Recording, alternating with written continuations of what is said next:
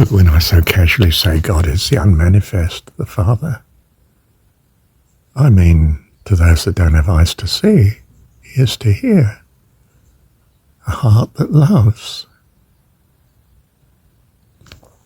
I see your face in every sunrise. The colours of the morning are in your eyes. World awakens in the light of your day. I look up to the sky and say, you're beautiful. Love you, Dad. Love you. And the thoughts stream into me accordingly. From Mum, the Holy Spirit. Pours in. Straight from Him. Perhaps straight through her to me. Perhaps straight to me. I don't know. Does it matter? It's a romance. It's the eternal, fantastic, ultimate romance. He loves and cares for us. And possibly through Mum originally, but that's because that's the only way we can appreciate it. But now I appreciate it through all His creation. I'm not dispensing with Mum, but I do love Dad direct. And he loves me direct. He always did. But I didn't have eyes to see and ears to hear. But now I have. Was blind, but now I see. That's John Bunyan as well. I think he must have been an amazing chap. He was in prison, poor chap. They put I think it was Bedford prison. I'm not certain about that. And prison was a dungeon in those days. You know, we had one in, well, not that it was any, it was just a museum now, but the castle keep we had in Colchester, which is the oldest recorded city in the country, pre-Roman, you know, and the Romans' first capital for England. And yes, when it had passed its sell-by date, they used it as a prison. Someone like some other famous evangel chap was imprisoned there. I don't think that was Bunyan. The only other big name I can think of is Knox, but I don't know. No, I don't think he was in England, was he? No.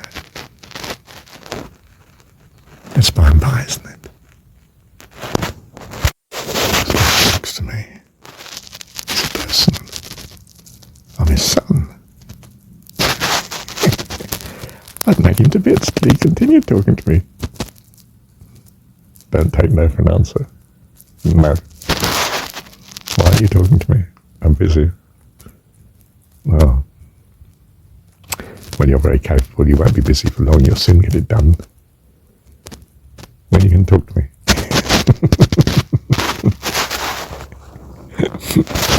What do you need me to say?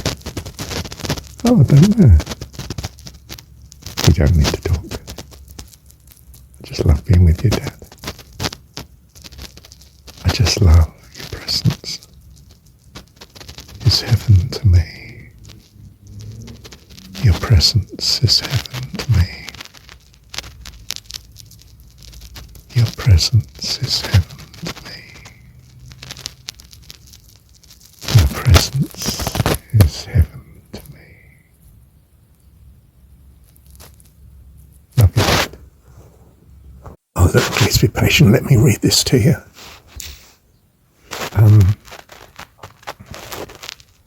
Courageous faith isn't just for special brave people. Some of God's heroes had to overcome serious limitations, even to get started. One such was James Parnell, 1636 to 1655, from Retford in Nottinghamshire. He was a delicate lad, short for his age, 18. and sensitive. He loved Jesus and felt there must be more than going to the parish church. In 1653, when he was 16, he heard of George Fox, the leader of the Quakers, who was in prison in Carlisle. Weak as James was, he walked 150 miles, and fainting with exhaustion, poor chap, was allowed to visit Fox. We have no record of their conversation, but Parnell was filled with the Holy Spirit and commissioned by Fox to be an evangelist. He had just 2 years of life left. He died at 18. But they were amazingly fruitful. A colleague at the time, Stephen Crisp, that's a good name, isn't it? Mr. Crisp, subsequently wrote of him, he was of a poor appearance, a mere youth, coming against giants. Yet the wisdom of man was made to bow before the Spirit by which he spoke. He was a vessel of honour indeed, and was mighty in the power and spirit of Emmanuel, meaning God with us, breaking down and laying desolate many strongholds and towers of defence, in which the old deceiver had fortified himself with his children. Much might be spoken of this man, and a large testimony lives in my heart to his blessed life, and to the power and wisdom that abounded in him. Disinherited, I know how he feels, and turned out of his home, sort of, by his parents. Parnell set about the work of the gospel. He's only 16, remember? Sometimes with a partner. I must have been faithful. I'm thinking now of John Bunyan, aren't I? Sometimes alone. He went from house to house. Sounds like Jehovah's Witness. Preaching, praying, exhorting, and turning the minds of all sorts of people to the light of Jesus. He was ridiculed for his short stature, and often after preaching he was exhausted. Faith kept him going. Hearing that 2 Quakers had been whipped at Cambridge, oh my goodness, he went there. He walks into danger, doesn't he, this man? He went there and preached himself. Far from keeping a low profile, he published 2 tracts, short messages on salvation, the Christian way, against the corruption of the magistrates. Oh my goodness, he took on the administration, the elite, our betters, I might point out, in England, our betters, and of the priests. Oh yes, they were the good and the great too. He was imprisoned until a court hearing, where the jury was unable to prove his authorship of the tracts. That was neat. So Parnell was given a magistrate's pass. Good man. Branding him a rogue, and escorted out of the town by soldiers and a mob armed with staves. Oh, charming. He continued to preach in the area of Ely. Ely was something like Herod the Wake. Back in, King Arthur times, whenever it was, held out, probably 700 and something, held out in Ely against, not sure, probably the Northumbrian people, I'm not sure, Cambridgeshire. In a letter he records, "There is a pleasing people, congregation, arising out of Littleport. I remained there a sufficient time. Among them, there are about 60 people who meet together in that town alone. He was often set upon by angry crowds. On one occasion he records, the power of God was wonderfully seen in delivering me, so that I can't remember if they hit me. Ah, that reminds me of the stoning of Stephen in the New Testament, doesn't it? He just looked up to God. First martyr, Stephen. Yeah. Oh, I got that right? I think so. He continued in the east of England. Now, that's my home, east of England, East Anglia. I was an Essex man, Essex marshes, Walton-on-the-Naze and so on, strengthening existing Quaker assemblies and planting new ones full stop there, something missing. Finally, Parnell was arrested after preaching, heckling, naughty man, that wasn't preaching, was it? In St. Nicholas's Church in Colchester. Oh my goodness. Ooh, wouldn't want to take them on, mate. And accused of blasphemy. Yeah, well, that's easy to do, isn't it?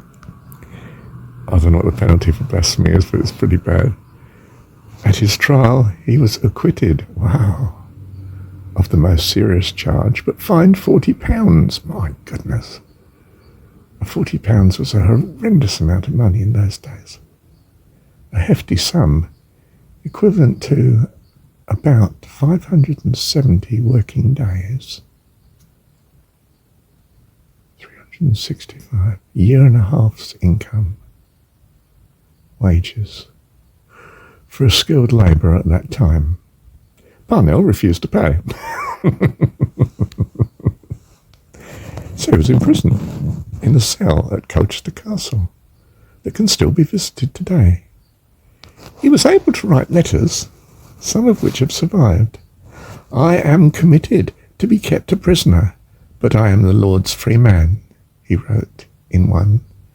In another, he counselled a recent convert to the Quaker message, lie down in the will of God and wait on his teaching so that he may be your head. Ah, by such you will find the way to peace and dwell in unity with all the faithful. And though you are hated by the world, yet in God is peace and well-being. What a simply lovely chap. I don't care about the religion. I just love him. Bless him. Bless him. Bless him. His jailers starved him for days at a time. Well, of course, that wouldn't make any difference to him. He'd just take it as a fast. Then let him climb down a rope to get food, because he was too weak to get back up again, I think. The jailer's wife and daughter used to beat him. Oh. For the female of the species is more deadly than the male. And on occasions he was locked outside in midwinter. It was too much for his weak constitution. Do you know, I lived literally a stone's throw from that place where he was imprisoned. I was in the Dutch Quarter in Colchester, which my place, tiny one, 2-bedroom, rickety floors, you know, the bed would rock all over the place because the floor was all up and down. A weaver's cottage it was. My first wife and I, it was our first home together. And yes, we backed, no garden, a bit of concrete big enough to put a dustbin on, you know, and not much more. And onto the grounds of the castle. But the castle was on our corner, right close to us. Yeah. One day he had no strength left to climb the rope, but fell to the concrete below and died of his injuries. He was buried in an unmarked grave,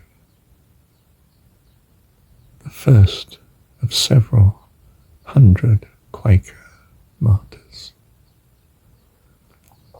He was just 18 years old.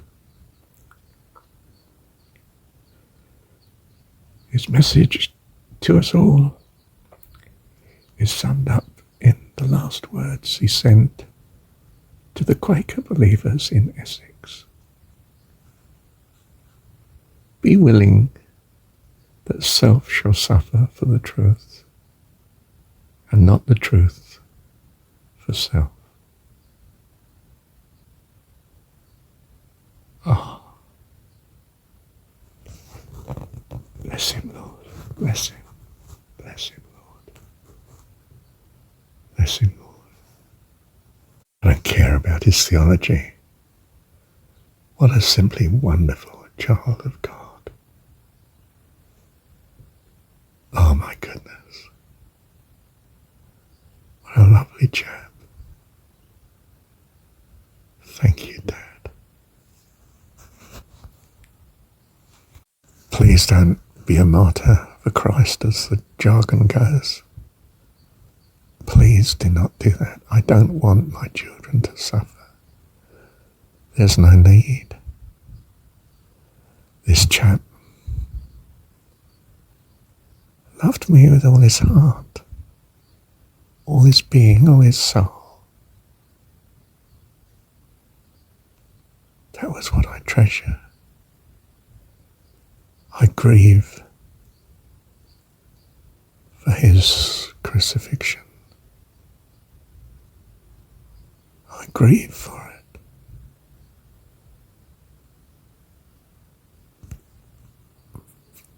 I loved him flat out anyway. And I know it's because I loved him and he knew it, that he did what he did. But I don't ask that of my children. I suffer when they suffer. Please, please do not do it. I can trust you to love me. You tell me in a million ways. Your attention, your kindness, your care, your peace. Yes, I know that's what I've given you, but your love is enough for me.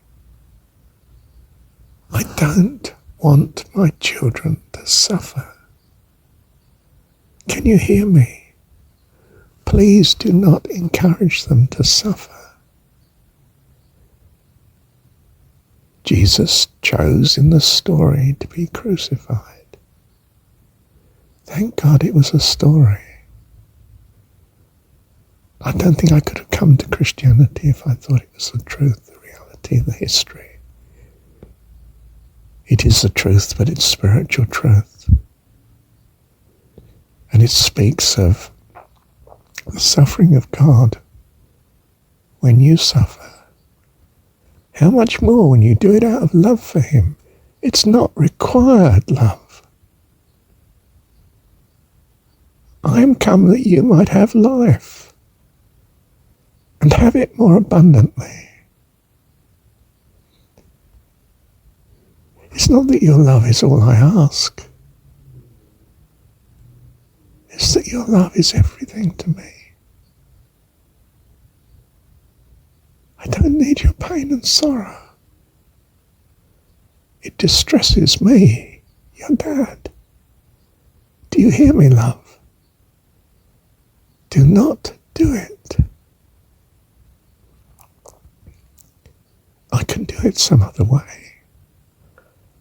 I'm not asking you to be cannon fodder to rescue others. I can rescue them in the fullness of time, in the right way. I don't ask my children to suffer in my work. I am delighted when you want to join me in the work. That's lovely. But not to suffer for it. I love you.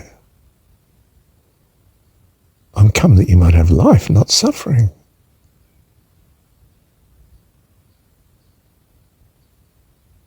Do you hear me, love? Bless you.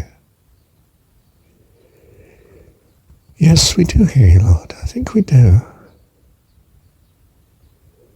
But somehow this example of, was it James Parnell? I can't remember. incredible witness to us. It's as if you speak to us direct, Father, straight into our heart.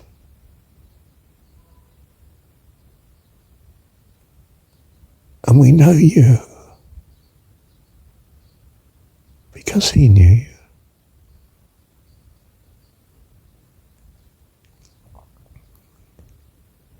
Threats of hell and hopes of paradise. One thing is certain, this life flies. One thing is certain, and the rest is lies. The flower that once has blown forever dies. 18 years of age. Well, you could say we did now anyway. A long, long time ago, wasn't it? Yeah. What a wonderful chat. Simply wonderful. But remember what I tell you.